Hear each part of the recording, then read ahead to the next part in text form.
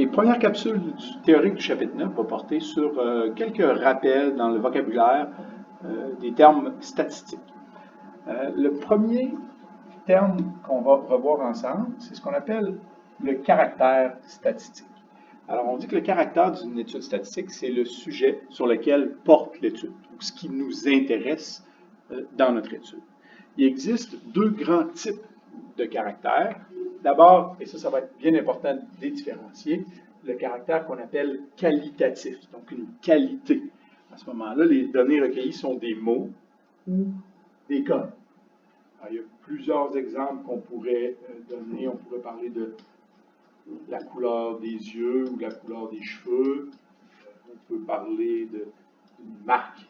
Alors, quelle est la marque de vêtements? Ta marque de vêtements préférée, alors marque de vêtements.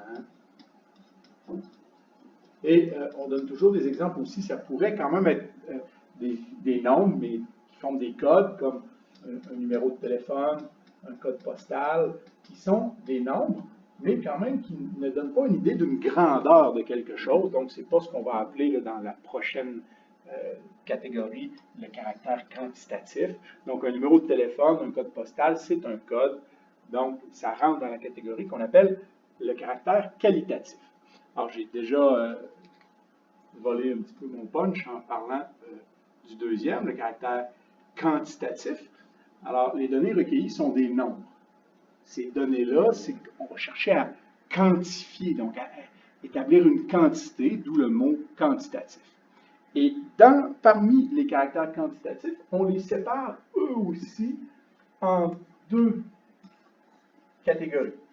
Le caractère quantitatif discret, les données recueillies sont des nombres naturels. Donc, les nombres naturels, ce sont des entiers, donc on n'a pas de nombre à virgule, et ce sont des nombres positifs. C'est un caractère qu'on va utiliser lorsqu'on peut compter ce qui nous intéresse. Et souvent, on va le définir par le nombre de quelque chose. Donc ici, ça pourrait être le nombre d'élèves, le nombre de tests durant l'étape, le nombre de chaises, le nombre de bureaux, le nombre de buts.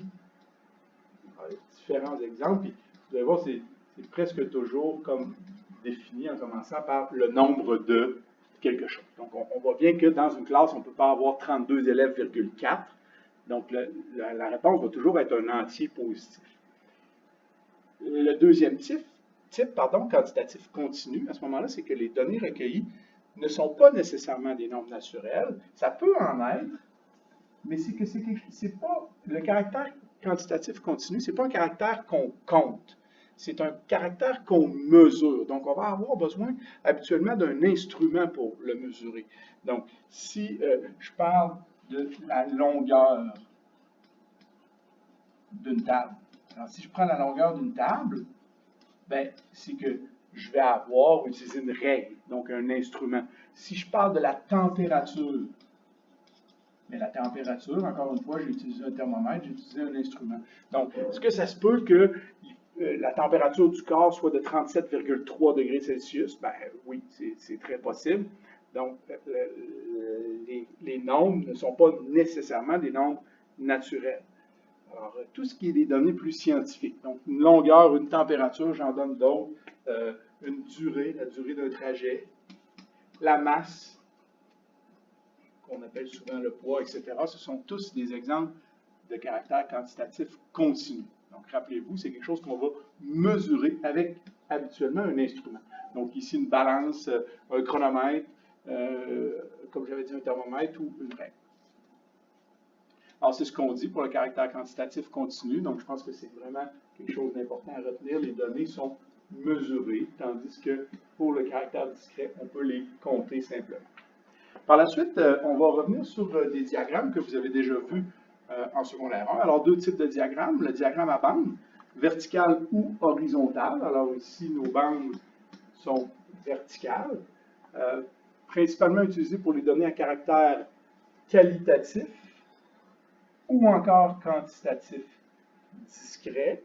Alors, le nom de notre caractère va apparaître ici c'est sur l'axe horizontal parce que mes bandes sont verticales.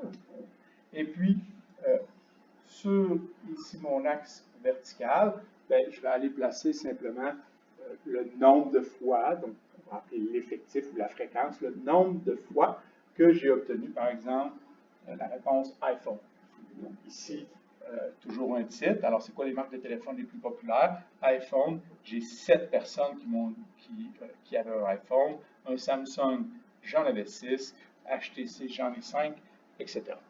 Deuxième type de diagramme, le diagramme à ligne brisée, qu'on va représenter pour un caractère quantitatif, souvent quelque chose, un phénomène qui va évoluer dans le temps.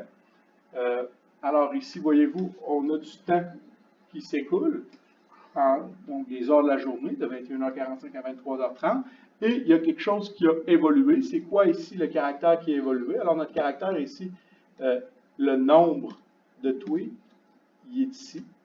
Le nombre de tweets par minute, alors qui évolue. Alors on va placer les points et simplement relier ces points-là avec différents segments de droite. C'est ce qu'on va appeler le diagramme à ligne brisée.